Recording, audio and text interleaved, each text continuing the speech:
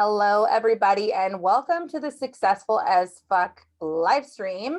I am your host, Raya Gonzalez, and I'm here with the beautiful Chris Dyer, and we are going to chat about all things success for normal people and how we measure success over different parts of our lives, how we overcome tenacity, and how that shapes and forms our view of success in our future. So welcome to the show, Chris. Thank you so much, Raya. Can you share with us, I know that you do a lot to serve your community and your clients. Tell us a little bit about what you do in your business and how you serve people.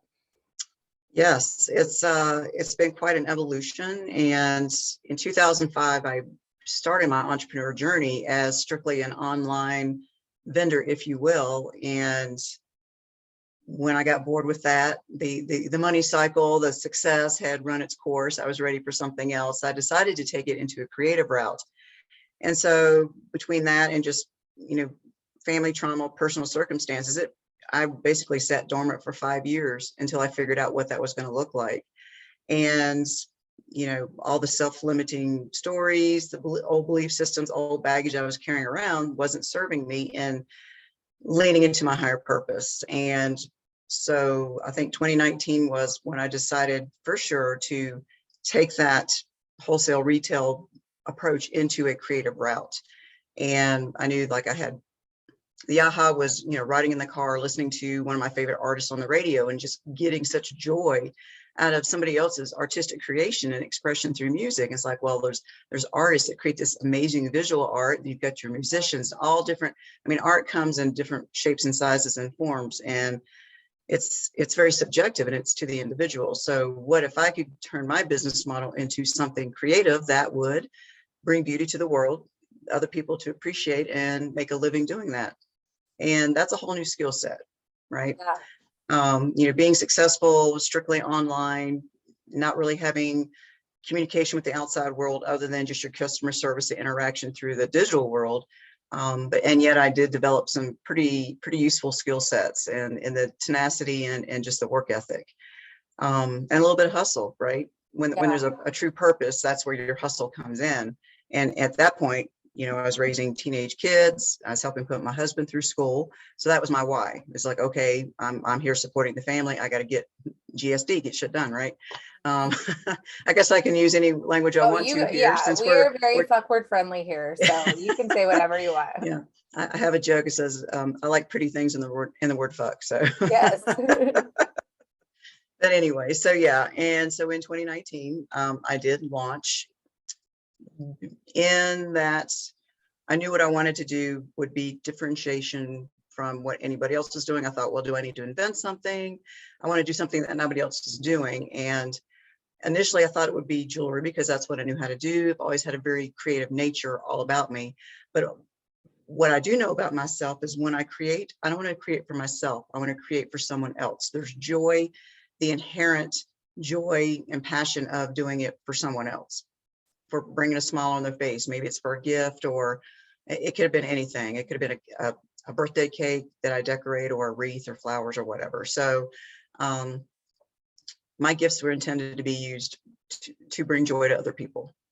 Right. Hands down, in service, in whatever capacity that looks like, whether it's creativity from my heart, whether it's my time, whether it's, some kind of skill set that I can offer. And coming from the South, is part of my Southern charm, which is part of the accent as well, is that Southern hospitality, right? Manner, and there's a quote, I don't know if it's Ann Landers or somebody else, is like, manners are showing other people we have respect for them, right? Mm-hmm. From where they come from. And so that mindset, plus my insane customer service and customer experience, right? That resonates through who I am and how I show up, and creating a wow experience through my gifts, creatively, putting them out there in the world. Everything I do is for the individual. It's very personal and it's very unique. It doesn't really have to do anything with me. I'm just the conduit, right? The creative conduit. And I know that was a roundabout, So that's where I started. Again, this volume in my entrepreneur journey, you know, going from strictly online sales to the creative, and knowing that people weren't going to come to me, I needed to go out into the world. And Right. that's when I actually started getting out, networking and meeting people. Number one, I had just moved to a new town that nobody knew who I was. And being strictly online, how do you market yourself? There, the market, online market like Etsy or whatever, is flooded with creatives. And how do I differentiate myself and make a name for myself? And I joined a networking group and felt very small, felt like I didn't belong, felt like, what the hell am I doing here? I have nothing to offer these women. And because I was still thinking small, the old me 5 years prior. And um, through continuing to show up, learning more about myself, learning how to create relationships properly. I think network marketing just has a negative stereotype about it. And I knew I wasn't that person, but I didn't know how to convey that. And it took me a while to develop my voice and my style, very similar to, I'm also a fitness instructor and kind of a late bloomer. I didn't get started till I was 40. But within those first 2 years of being an instructor, you're borrowing bits and pieces from other classes and other styles and language that other instructors use until you can assimilate your own personality and it all clicks. And I think showing up as an entrepreneur in the networking space is very similar, right? You learn your voice, you learn what you do, how you do provide value, and how to be unique and different. It doesn't sound like everybody else. So there's a lot of correlations in my old life that I can assimilate to in my current life as an entrepreneur. So through 2020, we all got through that somehow. My adaptation was to be able to use the digital technology and be of service to others, knowing the pain point was women were craving connection. So using Zoom to connect women virtually all over any time zone and offer them a creative experience. So using my talents and my high nurture personality anyway, to be able to teach what I do to other women. And then so they have the satisfaction. I've created something beautiful for themselves. I made it easy. They were able to interact and connect like the Brady Bunch screen on Zoom. Yes. And just made it a very fun personal experience. So that was the adaptation. And also virtual networking was huge in 2020. And I clearly saw the opportunities of the technology because I had been an online entrepreneur for the preceding 8 years or more. And I honestly feel like virtual is here to stay. It's not going anywhere. And any successful woman who has the agility to pivot in her business will relish using technology in her business, virtually and live. I mean, there's a time and a place for both. And if another pandemic comes and we are needing to rely on technology again, then we already have that background. It's like, okay, let's don't skip a beat. Let's keep doing what we know how to do. Keep showing up, keep adding value, keep serving, and just keep going from there. So collaboration was one of the big things, my key takeaway in 2020. And that was also connecting with other highly creative women and helping to give them some courage and confidence to think a little bigger about their business. And so with collaboration, I offer them an outlet to come play in my sandbox. I market them through my social networks, through my email marketing sequence, and just showing up word of mouth and bringing eyes to their business. So I'm a conduit for them by showing up and just bringing all these, and it's a great way to build credibility as well. And I always knew that my business models wouldn't be just about me. When I can showcase other people and put the eyes on them and highlight them, for me, it's inherent success because I'm helping somebody else to be successful, right? And it's helping bring eyes on their business and profitability and hopefully new connections for new business and new growth. And that's sort of how my values are all encompassed. It's love, including love for self. You have to love yourself inherently, unconditionally, so that you can exude that and draw the right people into your space. But connection and contribution are my other two values. So every decision that I make, as long as it fits those three values, I don't have to second guess myself anymore. I've aligned my compass and kind of know what my true north is. And so now I have a big consulting umbrella that has the two creative houses, but also helps serve women entrepreneurs to get off their assets. Yes, I said that. Mhm. A cute little play on words, but it's true. I mean, how many personal assets are we sitting on from all the things we've done in our life and we're not utilizing to show up bigger in our personal brand, in our business brand? And like I said, I go deep and I go wide. And there's so many ways for me to show up and serve women in any connection, live or virtual. And if I don't have a specific tool in my toolbox, I have an amazing Rolodex up here of women that I can connect them to, or other resources to help them take the next step in their entrepreneurial journey. So it's a very empowering place to be. It's not self-serving at all, but yet it definitely builds credibility. And that's the space I play in right now. Love it. Love it. Before you got started being an entrepreneur, what would you have said success was to you? What was the definition of success before you got started being an entrepreneur? Before I was an entrepreneur, I was definitely a people pleaser. I did everything that I could to, I don't know if it was just to prove to myself that I could do things, that I could be at the top of my class, that I could be the top employee, going above and beyond. And yet that mindset sort of serves me well today because a couple things, and I have a healthcare background as well. And I remember thinking in my mid 20s, every day that I showed up for clinical practice and I was still a student, right? Every day I showed up for clinicals was a job interview, right? So showing up in my best self, being willing to roll up my sleeves, no job was too good for me, always being willing to be a team player and yet be independent and be assertive and take charge when the time was. I created and fostered the mindset that I am the kind of person that I would want on my team, right? In the way I show up, and kind of like everybody's best friend. Well, I also had to accept being my own best friend. And it took me many years to get there.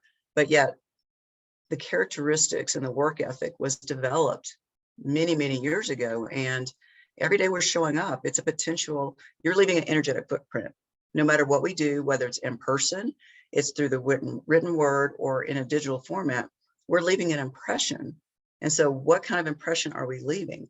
Do you want somebody to potentially work with you in the future, or are you leaving behind a message or a feeling that doesn't exemplify lifting up someone else or helping them be successful? Are you self-serving? All of that shows up in the way we show up in our messaging and all the things. So I learned that number one premise years ago in my mid 20s, or just Yeah. sort of put it all together. Yeah. So in the journey from that part of your life and then through all of the ups and downs of really being an early adapter of an online entrepreneur, and then having to pivot as things happened, and then having the blessing of pivoting, because you were comfortable in that space when Mhm. the pandemic really hit and people were really craving connection, and you were able to do that through these parties, these digital parties, and helping. Like, I'm a crafter too, so it just brings so much joy to be able to do that. And I also have to give it away. Like, it's not, I can't create something for myself. It's like a thing that if I do it, it's for somebody else. Right. So like through those ups and downs of having to go through everything that you've done over these last couple of years, have you, like, what have you felt is the most important lesson that you've learned from the clinicals, the 20s you, to the successful businesswoman that you are now with all of these things under this big umbrella of consulting? What would you say is the thread that has brought you through, and the most important lesson that you've learned? Well, everything that comes out of my mouth is not new, right? Um, but it's how it relates to my story and how I convey it in a message that maybe piques the interest or is meaningful, strikes a nerve for someone else. And three-ish years ago, I worked with a coach, and one of my assignments was, well, when you go back home and visit, I want you to ask 3 or 4 of your family members or friends what my superpower was. And at the time, I wasn't embracing what my superpower was. And it's my can-do attitude. It's my ability to see an obstacle as an opportunity, to work around challenges and focus on what I can do, always. And I don't like to take no for an answer. I'm a little bit of a rebel, like a little bit of a wild child. And it's really funny. I can look at stories from my childhood and understand exactly why that makes me the way I am today. It's like, Right. I'm a little rebellious. I don't like to conform. I don't want somebody to tell me the rules. I'm going to create my own rules as long as they don't harm anybody else and they're for the greater good. So, and harmful to myself. That kind of goes back to the self-love. Yeah, I mean, there's almost always a way out of a situation, and situations happen out of our control. It's what we do with it and how we respond, and building that resilience muscle, just like you'd be, building a muscle, a Right. bicep if you went to the gym. It happens over time. It's not immediate, but it Right. can be done. It's the desire to want to just keep going no matter what. What would success like if you're looking ahead from today? What does success look like for you in terms of the milepost, the goalpost for you? Like let's say 5+ years from now, what would success look like for you? Success obviously is very subjective to the individual. 10, 20, 30 years ago, I would have thought, okay, well, having such and such money in the bank, having this house, having these cars, being able to put the kids through college. I mean, that was like the American dream, right? And it's life is not black and white. And having a destination on the map is not linear either, which I'm thankful for. There's so much emphasis on money or tangible assets or things that you can buy or things that you can have, things that you can do. For me, success is how many people can I connect with? Because if you lost everything, and as a matter of fact, a real life situation, I was visiting with my husband in Vegas several weeks ago, and we were watching the drone videos of another community here, maybe an hour from where I live, and some terrible fires and just houses just obliterated, right? Just blocks of houses that were just cinders.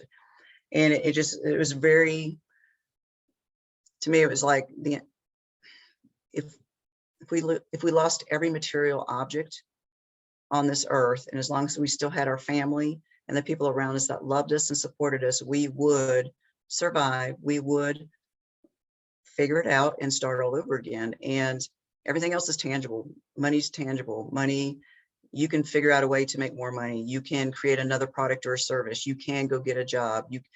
As long as you are physically able and actually being able to use your cognitive brain, which I feel like is my number one asset, right? Mhm. Just being able to think through a situation. But honestly, it's the people in your life, because like I said, if you lost everything material, as long as you have a support system and a tribe and people are going to come help you out when Right. you've proven to them that you would be willing to do the same for them. So to me, that's my definition of success. And on my personal journey and map is like, how many people can I positively impact and connect and help them grow personally or in their business? And that's a huge objective for me. And that's my my number two value is connecting people, because we are becoming a more disconnected society because of the reliance on technology. Mhm. There's a happy medium, right? I don't live through my cell phone, nor do I live through the eyes of a camera. I want real experiences, real people, real interaction. And I want to experience things. I want to go do things, have adventures, Right. create fun experiences, and bring those people that I love and love me back with me. I want to bring them on the journey. It's no fun to go by yourself, right? That's So if right. you can help those other people get to their goals and be successful in their life, then they're going to have the flexibility financially to be able to come along and play, right? Love that. And I like one of the things for me, because I also am a huge connector, and networking is actually probably the number one way that I find people that refer to me or that end up being clients, is that I network. And that is not, I never network with the intention of making that person a client ever, like never. And I always go in with the intention that I will have homework at the end, that I want to have, a minimum of a little handful of action items that I'm going to connect them with somebody, or, give them a resource, or, a software that I know of, or, anything that I can do that would be of service and help to them. That's my goal. And the rest of it just comes along as it is appropriate. And so I'm totally with you on that. I think that it's something that's like a missing art in many ways, that people don't get, that it's not about making the sale. It's about making the connection, and the sale will come. And it's not even like, it doesn't even have to be a delayed process. Like, some people think like, oh, if I do all this networking, I'm not going to get sales right away. I say phooey on that, because I get sales right away all the time. You know what I mean? Because I'm not trying to sell to anybody. And so when they see and hear of somebody that could use my services, they're very quick to refer that person to me, because they like me, and because I sincerely like them and I want to help them. And they know that I'm going to treat that person the exact same way. If that person is not a good fit for me, I'm going to see how I can help them. Maybe they need somebody who's in a similar vein of what I do, but they want somebody different. I'm going to try to find somebody for them. Like, I'm really willing to go the extra mile for whoever needs that help. And I think that society wise, if we were to incorporate that more, we as a whole would be more successful. So I applaud you for that. So I'm really grateful for that, because I agree with that 100%.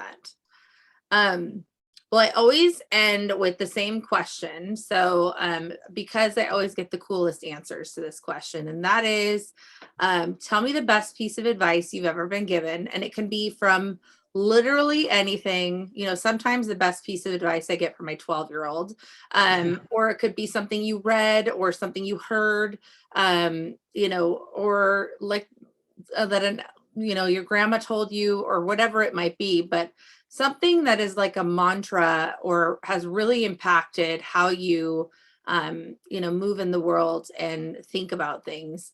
What would you say is the best piece of advice that you've ever been given? Wow, that's loaded, because there are so many analogies and metaphors. And when you really go back and think about it, in fact, I'm actually I've gone back to, I'm reading a philosophy book right now. I mean, right? That's back in Greco-Roman times. That's like BC literature. And the songs that we listen to, right? The stories, the parables, all the messages are there, right? Right. Even all the Walt Disney movies. I mean, there's a lesson and a parable, and usually one of resilience and coming out stronger on the other end. But so to your point, because I am highly musical as well, when I was a sales rep, and the first time I did outside sales, I left my comfort zone of being at home, drove 4 hours to my territory, lived there during the week, and then went back home. And I was a mom, and my kids were young, but I knew what I was not willing to settle for the paycheck to paycheck W-2 mentality. I knew that if I applied myself and hustle and had the work ethic, that I could create more sustainable financial lifestyle for our family. And my starter husband at the time didn't have that same mindset. He was still living in a victim mindset, which thankfully I never had.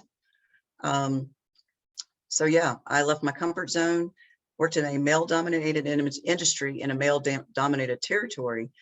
And there were days that it was tough. It was really tough, and part of what built my resolve.